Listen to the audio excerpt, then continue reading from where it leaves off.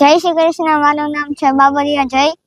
અને હું તને એક સવાલ કરું કે તું કેટલા વર્ષથી ગ્રીન આર્મીમાં સેવા આપશો ઝાડ લગાવવાની?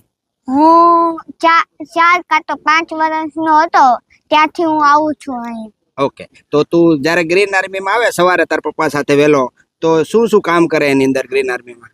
હું સવારે વહેલા 5 વાગે આવું છું તો હું ઝાડ ખાડો કરવી, પછી એમાં વૃક્ષ નાખવી, પાણી નાખવી, પિંજરા નાખવી, પછી દંડા લગાવી જે વૃક્ષ આડા હોય ને જે ઊભા ન રહેતા હોય ને તેમાં દંડા નાખીને એને સીધા કરવી.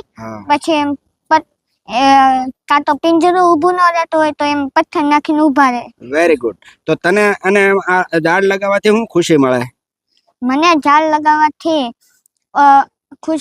ખુશી મળે છે કે અત્યારે આપણે ઝાડ ન લગાવી તો અત્યારે આપણે જીવતા ન હોત, અને અત્યારે આપણે ઝાડ લગાવી તો આપણા મા બાપ, આપણા પિતૃ અને આપણે જીવતા રહે. Very good. તો ઝાડ લગાવવા એટલે જોઈએ કે ઓક્સિજનની દરેક માણસને જરૂર પડે, તો ઝાડ લગાવતા રહે તો ઓક્સિજન મળતું રહે, ઓક્સિજન મળતું રહે તો માણસો જીવતા રહે, એવું તારું કહેવાનું છે, બરોબર ને? ઓકે, તો અત્યારે તું કેટલામું ભણે છે? અત્યારે હું છઠ્ઠું ભણું છું અને મારા વર્ષ 12 વર્ષ થયા. તો તારી જેવડા બધા બાળકોને તું કઈક સંદેશો આપ આજે કે શું કરવું જોઈએ એ લોકોને પણ ઝાડ માટે?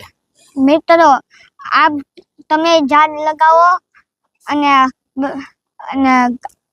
ગુજરાત હરિયાણું બનાવો. સરસ, થેન્ક યુ.